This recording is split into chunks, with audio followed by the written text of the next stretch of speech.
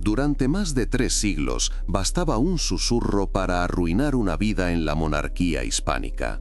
Una denuncia anónima, una discusión en la taberna, un libro equivocado en tu estantería y de pronto ya no eras vecino, ni artesano, ni comerciante. Eras sospechoso de herejía. En nombre de la fe y de la unidad del reino, el Santo Oficio levantó cárceles secretas, organizó autos de fe multitudinarios y clavó el miedo en la rutina cotidiana de miles de personas.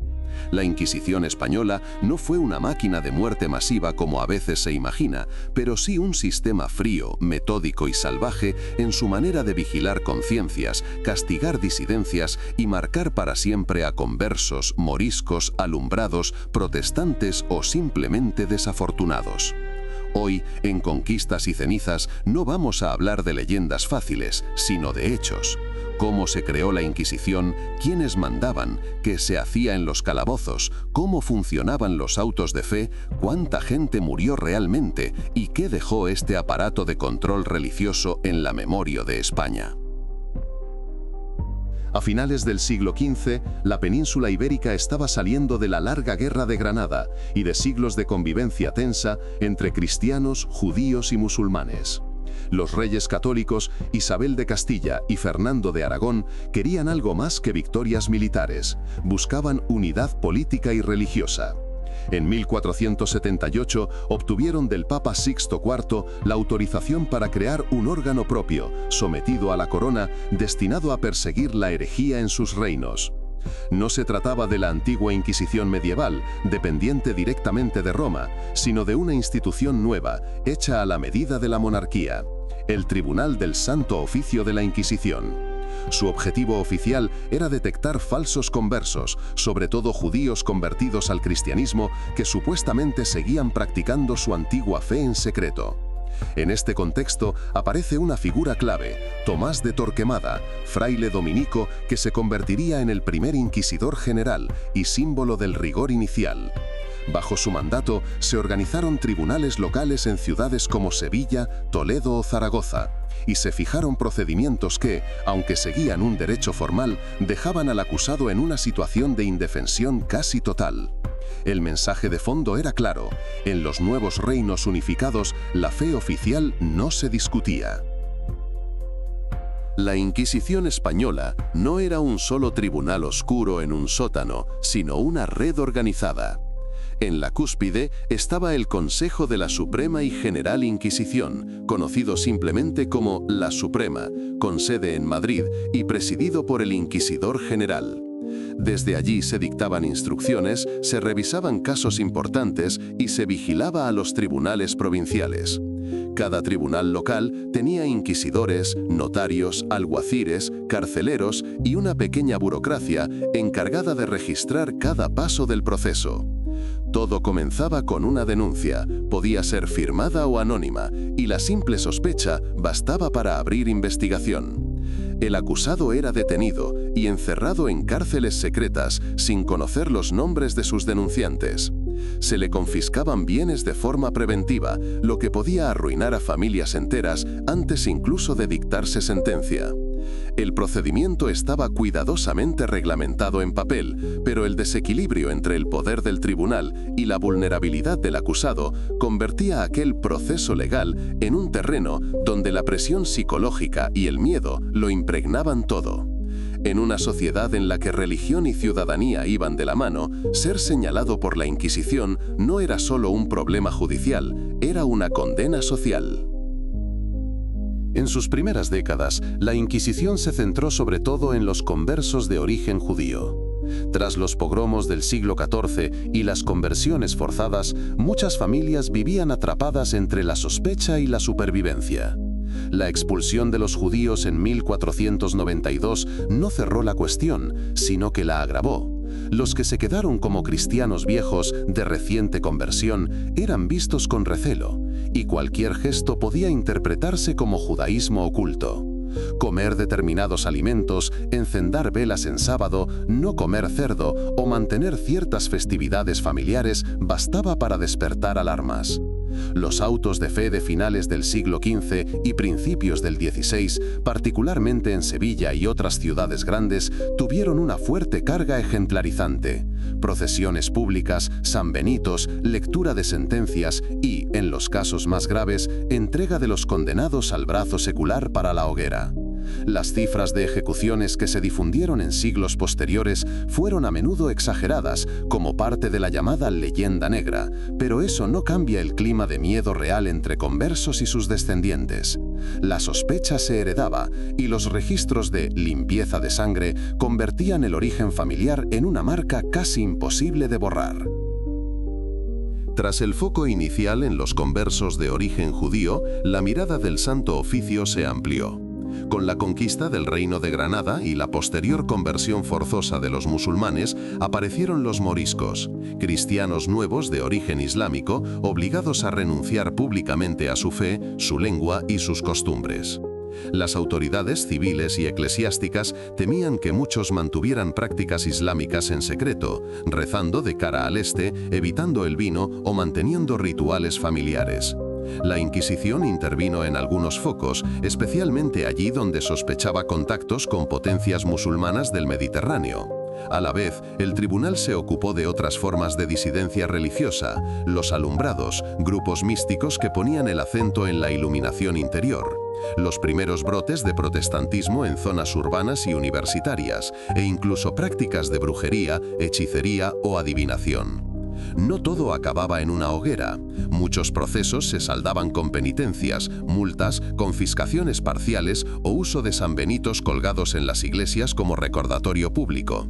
Pero incluso esas penas, menores, marcaban al individuo y a su familia, dejando una huella de vergüenza y desconfianza en comunidades donde la reputación lo era casi todo.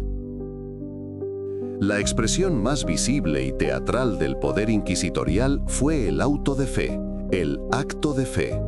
No se trataba de la ejecución en sí, sino de un gran ritual público en el que se leían sentencias tras la fase de juicio y prisión. En plazas de ciudades como Sevilla, Valladolid o Madrid se levantaban tablados, se instalaban tribunas para las autoridades civiles y eclesiásticas, y se congregaba una multitud ansiosa de ver quiénes serían los castigados. Los reos, vestidos con sanbenitos pintados con símbolos de su supuesto pecado, desfilaban entre rezos, canciones y sermones que recordaban a todos el peligro de apartarse de la ortodoxia. Algunos eran reconciliados con la Iglesia mediante penitencias, otros recibían condenas a galeras o cárcel. Para los sentenciados a muerte, el auto de fe era solo un paso. Tras la ceremonia, eran entregados al brazo secular para ser ejecutados, a menudo mediante la hoguera, a las afueras de la ciudad. Este despliegue tenía una función clara: reforzar la idea de que fe, poder político y control social caminaban juntos. El auto de fe era a la vez espectáculo, advertencia y confirmación pública de quién mandaba sobre las almas y los cuerpos. Dentro de los muros del Santo Oficio, la parte más temida del proceso era la tortura. A diferencia de la imagen popular de una violencia sin freno, las fuentes muestran que su uso estaba regulado por normas.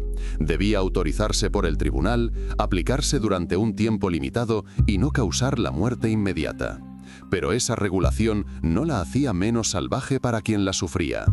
Entre los métodos documentados se encuentran la garrucha, donde el acusado era colgado de las muñecas atadas a la espalda y dejado caer en tirones bruscos; la toca, o tormento del agua, consistente en hacer tragar grandes cantidades de líquido con sensación de ahogo; y el potro, en el que se estiraban las extremidades mediante cuerdas. La tortura se usaba supuestamente para aclarar contradicciones, no como castigo en sí, pero en la práctica su amenaza bastaba para quebrar resistencias. Muchos confesaban lo que creían que el tribunal quería oír con tal de detener el tormento, lo que abre dudas sobre la fiabilidad de no pocas declaraciones. El secreto procesal impedía que la sociedad viera directamente estas escenas, pero los rumores sobre gritos en las cárceles y cuerpos destrozados alimentaban una reputación de brutalidad que atravesaba generaciones. La Inquisición no solo actuaba en grandes procesos espectaculares. Su fuerza real residía en el control cotidiano. Los tribunales animaban a los fieles a denunciar cualquier sospecha de herejía, blasfemia o práctica desviada. Una discusión acalorada en una taberna, un comentario irónico sobre un sacramento, el hábito de leer libros en lenguas prohibidas o textos sin licencia podían convertirse en el inicio de un expediente. El Santo Oficio se implicó en la censura de libros, confeccionando índices de obras prohibidas que afectaron a teólogos, filósofos, científicos y escritores. No se trató de un bloqueo absoluto del pensamiento, pero sí de una presión constante que condicionaba lo que podía imprimirse y circular sin riesgo. Para las minorías religiosas, la situación era aún más opresiva. Conversos y moriscos vivían sabiendo que cualquier gesto, demasiado distinto, podía dar pie a un proceso. Casas, cocinas, hábitos alimentarios, formas de rezar, todo era potencialmente sospechoso.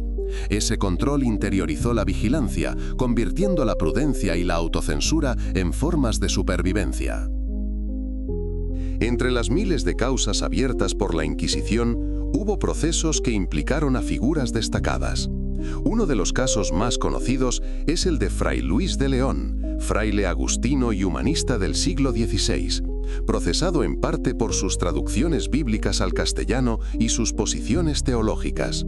Pasó casi 5 años en las cárceles inquisitoriales de Valladolid hasta ser finalmente absuelto, pero su caso ilustra cómo el tribunal podía caer también sobre intelectuales respetados. Otro ejemplo es el del arzobispo de Toledo Bartolomé de Carranza, acusado de proposiciones sospechosas de luteranismo en sus escritos. Su proceso se prolongó durante años, con complejos juegos de poder entre la Inquisición española y Roma, y el prelado murió sin haber sido plenamente rehabilitado.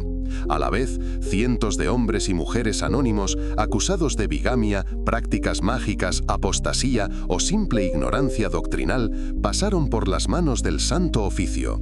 Sus nombres aparecen en los legajos, a veces como simples números de causa. Pero detrás de esas líneas hay familias rotas, patrimonios confiscados y vidas marcadas por el estigma. Durante el siglo XVII, los grandes autos de fe se consolidaron como ceremonias teatrales cargadas de simbolismo. Uno de los más famosos fue el celebrado en Madrid en 1680, representado incluso en pinturas como la de Francisco Risi. En aquella ocasión, más de un centenar de personas fueron sacadas ante la multitud en la Plaza Mayor, con reos de judaísmo, blasfemia y otras acusaciones. Una veintena de ellos acabaron condenados a muerte. Estos actos, cuidadosamente preparados, contaban con la presencia de la corte, embajadores y representantes de distintas instituciones. Eran, en cierto modo, escenificaciones del poder. El poder de la corona, que se asociaba a la defensa de la fe, y el poder de la Iglesia, que mostraba su capacidad de vigilar la ortodoxia. Mientras tanto, fuera de las grandes ciudades, los tribunales continuaban trabajando a un ritmo más discreto, ajustando penas, revisando denuncias y manteniendo viva la sensación de que nadie estaba completamente a salvo. La Inquisición se había convertido en una parte integrada del paisaje institucional de la monarquía hispánica. Con la llegada de los Borbones y el avance de las ideas ilustradas en el siglo XVIII, la posición de la Inquisición empezó a ser más discutida. Algunos ministros reformistas veían en el Santo Oficio un obstáculo para la modernización del Estado, especialmente en lo relativo a la circulación de ideas y libros. Se produjeron intentos de limitar su actuación y poco a poco los grandes procesos por herejía clásica disminuyeron. Sin embargo, el tribunal siguió activo, centrando su atención en temas como la moral sexual, la superstición o determinadas corrientes intelectuales consideradas peligrosas. La Revolución Francesa y las guerras napoleónicas pusieron aún más en cuestión la existencia de una institución asociada a un modelo de antiguo régimen que parecía estar tambaleándose. Durante el breve reinado de José Bonaparte, la Inquisición fue abolida, pero volvió después con la restauración de Fernando VII. Aún así, ya no tenía el mismo margen de maniobra ni la misma legitimidad social que en siglos anteriores. Las cifras de víctimas han sido objeto de polémica durante siglos. Autores del siglo XIX, como Juan Antonio Llorente, ofrecieron números muy elevados de ejecuciones que alimentaron la imagen de una Inquisición casi genocida. La investigación moderna, basada en archivos de la propia institución y estudios regionales, ha rebajado esas cifras. Se estima que en la península, a lo largo de toda su historia, pudieron ejecutarse a varios miles de personas, frente a los cientos de miles que a veces se repiten sin base. Esto no convierte al Santo Oficio en una institución benigna. Los procesos, las cárceles, las confiscaciones y el miedo extendido tuvieron un impacto devastador sobre individuos y comunidades. Pero sí matiza la escala de la matanza y la diferencia de otras olas represivas europeas, como las grandes cazas de brujas.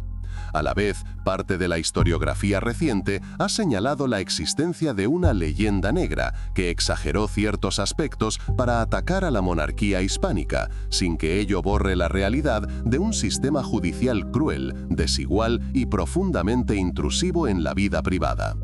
La verdad, como suele ocurrir con la historia, se mueve entre esos dos extremos. En 1834, en el contexto de la regencia de María Cristina y las tensiones políticas del inicio del liberalismo en España, la Inquisición fue finalmente abolida por decreto. Para entonces, el Santo Oficio llevaba tiempo debilitado, cuestionado interna y externamente, y buena parte de sus funciones se habían diluido en otras instituciones.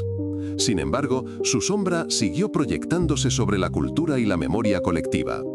Expresiones como «esto es una inquisición» se usan aún hoy para describir juicios parciales o ambientes opresivos.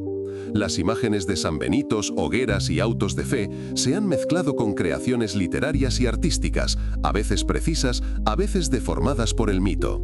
Lo que permanece, más allá de las exageraciones, es el recordatorio de lo que implica unir fe, poder político y tribunales de excepción en un mismo organismo. La tentación de controlar no solo lo que las personas hacen, sino lo que piensan y creen en la intimidad. La salvaje Inquisición no fue una orgia infinita de violencia, pero sí un sistema que normalizó el miedo como herramienta de gobierno. Y las cenizas de ese modelo siguen siendo una advertencia incómoda para cualquier sociedad que se crea inmune a repetir viejas formas de intolerancia. Cuando miras hacia atrás y ves la historia de la Inquisición en España, no estás observando solo un capítulo oscuro y lejano, sino un espejo deformado de algo muy actual. El miedo al diferente, la obsesión por la pureza y la tentación de vigilarlo todo por el bien común. Durante siglos, el Santo Oficio logró que miles de personas midieran cada palabra, cada gesto, cada lectura, temiendo despertar sospechas. Algunos murieron en hogueras, otros salieron reconciliados con penas menores.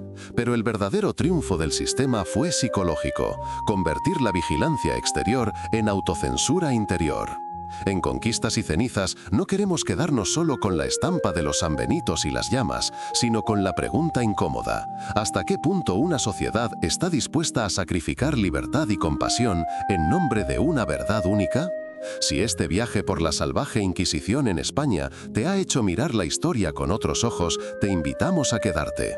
Suscríbete al canal, deja tu like si valoras los documentales que se apoyan en fuentes reales y no en tópicos fáciles, y cuéntanos en los comentarios qué otros episodios de intolerancia, control o resistencia te gustaría que investigáramos. Porque mientras alguien recuerde cómo funcionó este engranaje de fe y miedo, será un poco más difícil que algo parecido vuelva a levantarse sin que nadie lo vea venir.